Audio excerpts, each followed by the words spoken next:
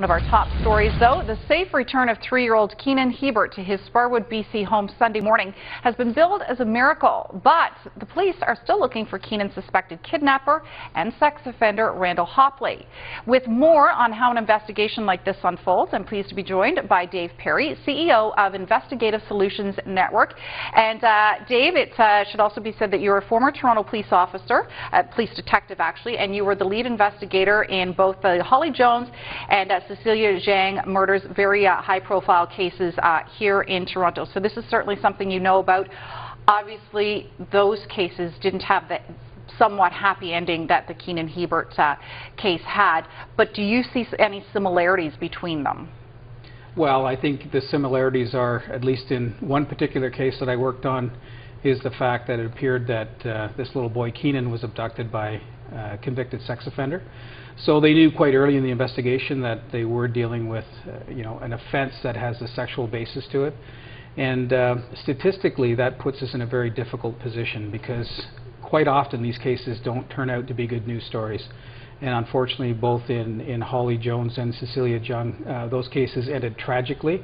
And I think a lot of us who know the statistics and have worked these cases prior suspected that this might be, in fact, what was going to happen in this one.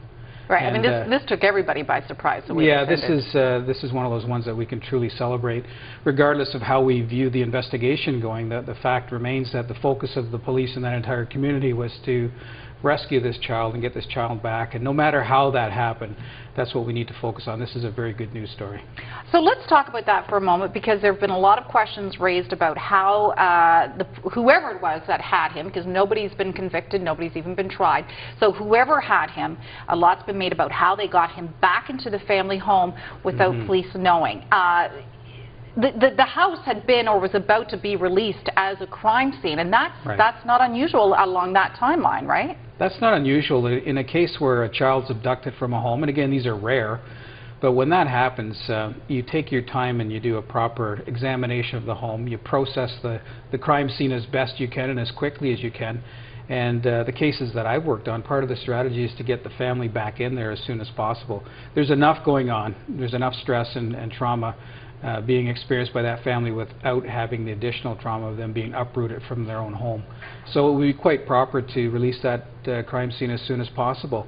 And then when you look at investigative strategies, they're looking for, obviously, for an individual who they believe has this child, and that's where I would be focusing all of my resources, and not necessarily leaving resources back at the home. Who would have for a moment suspected that this guy would have come back, probably broke into the house again, and then returned the child that way? I don't know if there's a precedent anywhere in the world for that kind of behavior. So it wouldn't have made sense to have cops sitting there on that house? No, I mean, we gauge our investigative steps on what we know from past behavior, and this doesn't fit any pattern that I'm aware of. And as well as that, you look at a criminal investigation, it's a very fluid process. So a tip or a lead or a piece of information could take the entire investigative team in a different direction, and who would have been thinking that this guy would have returned that child to that home? I certainly wouldn't have. So you're not buying my theory, because I have the theory that perhaps it was done intentionally so that, because to me I'm thinking the priority is, and you said it as well, is the priority is to get the child back safely. So if that means leaving that home so that the abductor feels that they have a safe place to return that child, then so be it, that's what we'll do. But you're not buying my theory that that's what necessarily happened in this case. Well, it's not a theory that I'd be comfortable with, and it's not one that I think is probably in play here. But I can say that on an investigation like this, you could take some extraordinary measures to ensure the safe return of a child, but I don't think that's what we're looking at here. I think we're just looking at an anomaly, that we had an abducter return the child, apparently unharmed, I don't know if that's true or not, to the original place of the abduction. And again, I've never heard of that before, so what we're looking at here is a good news story. We've got a little boy who we've all seen video of, who's back home with his family, playing in his front yard, as he should be, and now they're on to the second part of the process, which is now to make sure they identify properly, if it's this individual or whomever it was that took him, that they're arrested and then they're prosecuted. Kienan's father has been lashing out at the justice system, the courts and the judges involved, not at the police actually. He has not lashed out at the police. The police have been commended by many, including some groups who work on cases of missing children. Play armchair quarterback for me, if you will, and just tell me a little bit about your observations of what you've seen in the handling of this case. Well, I think they've done everything that they possibly could to make sure they got the safe return of the child. I think a key part here was the Amber Alert that went out. And we've got some interesting statistics here in Canada now since Amber came here in 2003. Since 2003, the recorded abductions that went through an Amber Alert have a fairly high percentage of safe return of the children.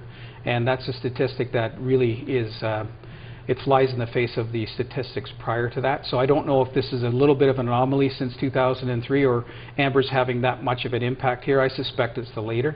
I think Amber is a significant tool, and the quicker we can get that information out to the public and have everybody looking for that child and let the abductor know that everybody's looking for that child and what the expectations of the police and the public are, which is the safe return of that child.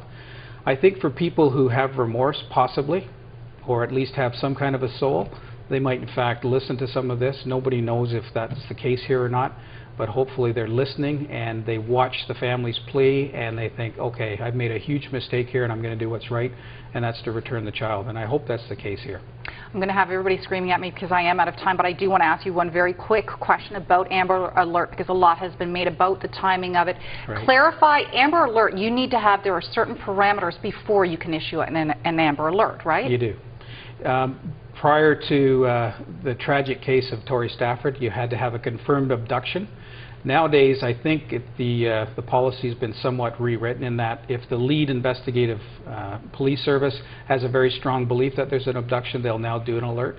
I was frustrated with Amber the first time I used it, and we used it for the first time in Ontario on Holly Jones. And it was a bit of a frustrating process because we had to jump through so many hurdles to get it out there. I think that's been rectified, and I think it's a wonderful tool, and I think, you know, obviously it's something that may have played a significant part in getting this little boy back safely. And that was the main thing, get him back safely. It has happened, so all around a good news story, a great ending. Thanks for coming in and talking about it today. My pleasure. Appreciate it. And a programming note, Kienan's father will be talking about the anger he is feeling towards the justice system with Charles Adler tonight. You can watch that interview with Paul Hebert at 8 p.m. Eastern.